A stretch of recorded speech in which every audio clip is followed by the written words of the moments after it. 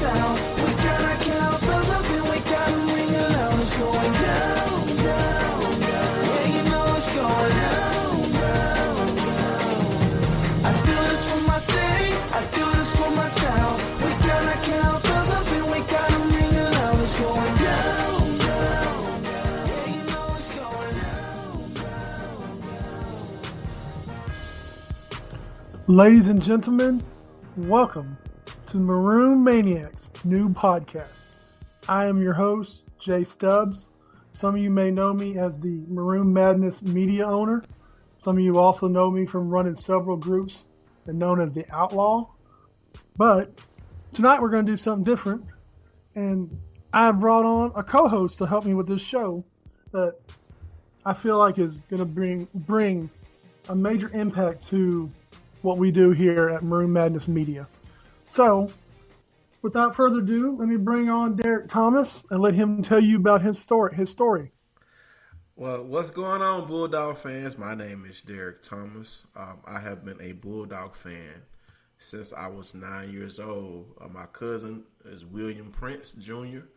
He played with Sleepy Robinson, number 2, and watching him play on TV and trying to grab his game balls off of my uncle's mantle, that solidified my Bulldog fandom, because my auntie told me, says 2 teams in the SEC that play college football. One is Mississippi State and one is Ole Miss. We don't root for Ole Miss.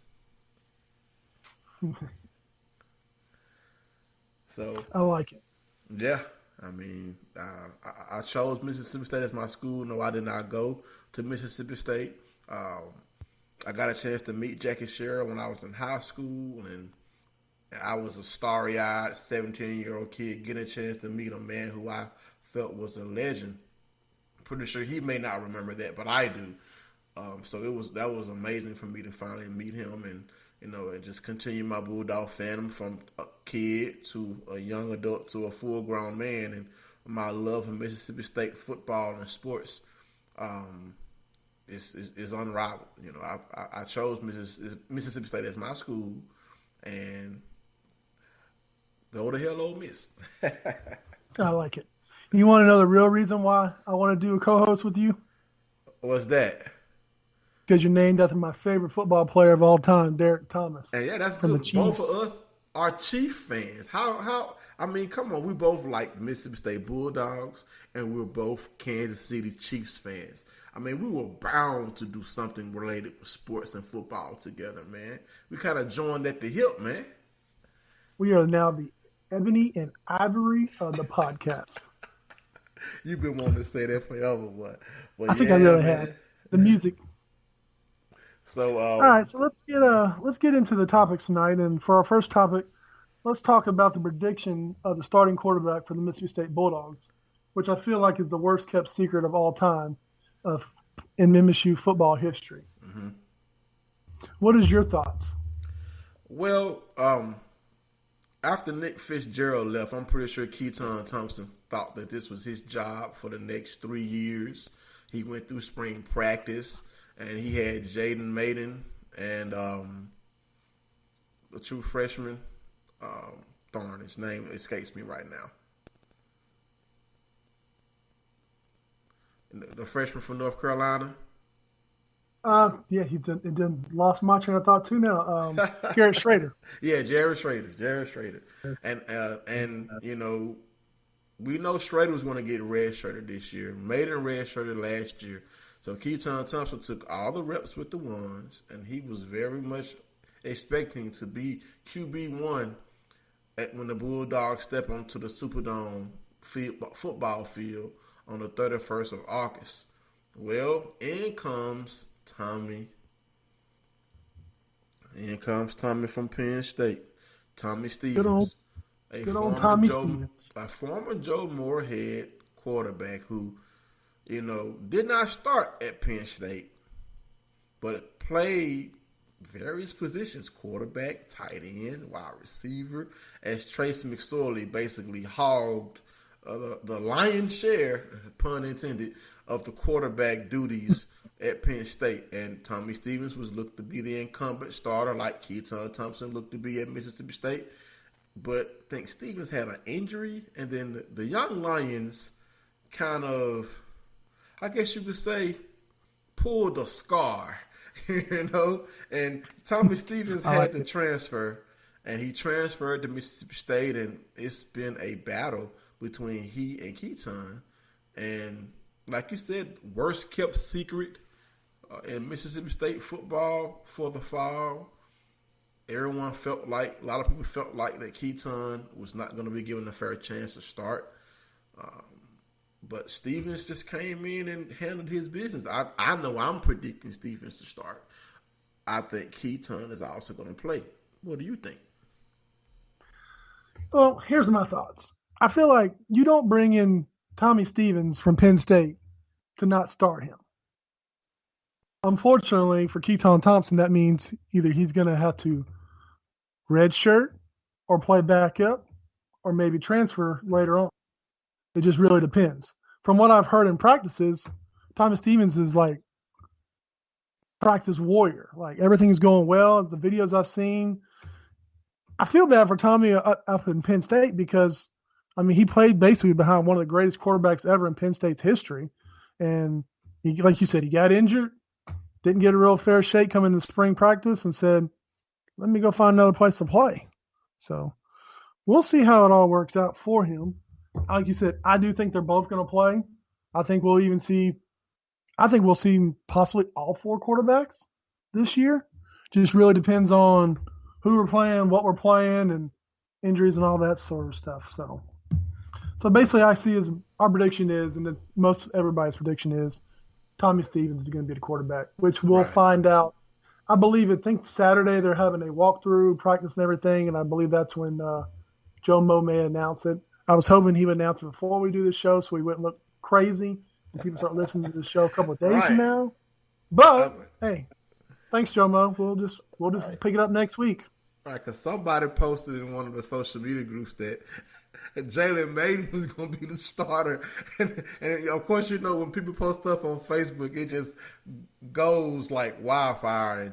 And, First of all, it's got to be true if it's on Facebook. It got to be true. Got to be true. Second of all, if it's posted in the No Hold Bars group, it's definitely true. Yeah, that's the group that you manage. Go ahead and shout out the group, man. No Holds Bar group. No Holds Bar group that you can.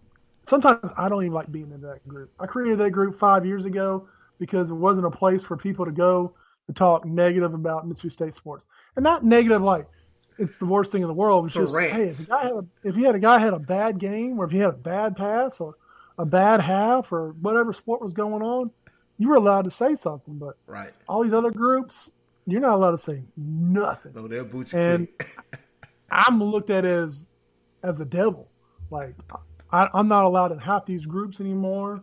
None of my stuff's allowed to be shared in these groups anymore. But hey, really? It is what it is. I'm my own person. That's why. So basically, when we finish our first episode of the podcast, this is the very first episode of the Maroon Maniacs podcast. If I share this in the group, they're going to delete it? I don't think they'll delete it, but we'll just see what happens. Well, here's the thing: we're all Mississippi State Bulldog fans, and if I happen to share this in the other Mississippi State groups, give us a listen. Don't delete it. Support us. Listen to us. No. We could never take the place of Steve Robertson and what he does for Mississippi State football. Because actually, I have to tell this story since we're talking about Steve. But we're not looking to replace Steve. We're just looking to, have some fun, talk about Mississippi State sports from I guess you can say, outside fan point of view. But Steve Robertson, in 2016, Stubbs, we had a flood down here in Baton Rouge. I lost almost everything that I owned. Clothes, apartment, vehicle.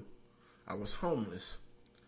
But I guess what I still found time to do when I would go to work, get on Gene's page and talk to and interact with our Bulldog fans. And somehow Steve found out what happened, and he rallied the Jeans Page fam behind me. And when I say the Bulldog, Gene Page Bulldog fam looked out for me, they sent me gift cards. They sent me money. Jim Mellon gave me furniture for my new place. He gave me a bed, a bedroom set. He gave me a table. He gave me a lot. So, the Bulldog, Jeans Page Bulldog faithful, will always have a place in my heart because I'm thankful for what they did for me and helped me in my greatest time. And Steve Robertson is the reason why that I was able to, when I started to get on my feet, that I didn't have to worry about a lot of things. And I'm thankful for him. He's a good friend. And, he's just awesome, man. I love Steve. I love that he loves Mississippi State football. I often read his posts on Facebook, because Steve drops a lot of knowledge. And I can't wait to read the book that he's writing, Start Villains. I read the book and bought the book that he wrote last year, Flim Flam. So I'm definitely going to buy Start Villains. Definitely. I'm definitely going to grab it too. That's something that, I didn't even know that about you, so I appreciate you sharing that tonight. I didn't mean to get off on a tangent, but I just, Steve is the heartbeat to me of Mississippi State sports, and I just want people to know that we're definitely not trying to compare ourselves to Steve, but Steve is just someone that when he did that for me to make sure that I was all right, man, that just showed that Steve Robertson has a heart of gold. It also shows you what true Bulldogs are all about. Half the people in the group, we probably have fussed and argued, but it didn't matter. A Bulldog was in need, and they came through for me, and I'll never forget it. I'll never forget it. And I will continue to tell this story until I die. When someone talks about Mississippi State sports, or someone tries to badmouth Mississippi State fans, I won't let it happen. This is true. Oh, no. Well, that's good. You got a feel-good story, because I guess I got a feel-good story too. I'll shout out real quick. And basically saying is a couple of years ago, my Bulldog named Prescott had to have his leg amputated.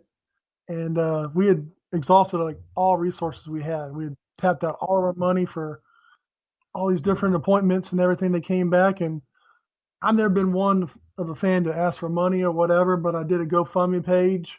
Because I already spent $2,000, and the Bulldog fans and all these groups, even the groups that I'm not most loved in, they still donated money. And, I think there was a donation of almost $1,000 we had to get my dog surgery to have it amputated. So it's like you said, Bulldog fans, I think we're one of a kind. I agree with you. So now we're going to stop all the mushy stuff. You kind of got off task. But I hope our listeners enjoy those stories, because that just shows you our heart for our Bulldogs, our heart as Bulldog fans. So we already talked about, prediction of the starting quarterback. We both feel it's going to be Tommy Stevens, correct? Correct. I hope, barring no injury. Barring no injury, and I hope we have a pretty good season this year. We have a very good team. Well, our next topic is about a position that has been criticized more than a Nick Fitzgerald short pass. Our pass catchers, including the tight ends and wide receivers, are back looking to redeem themselves. Got some new blood, I guess you could say, in Zuber and Payton joining the fray. Just to look at our depth chart for wide receivers, pull it up here. Of course. While you pulling it up, I'm going to talk about it. I feel like this year it's going to be better. I don't know how it's going to be better. I'm hoping they've learned to catch balls. I wish that Jerry Rice could have came out and threw some bricks at him like he learned when he was growing up, when his daddy was a bricklayer, and said, "Hey, we're going to teach you how to catch football," and just constantly toss bricks at them. Because these guys, their hands last year were like butterfingers. And the bowl game comes down to really a drop pass interception. So, maybe was it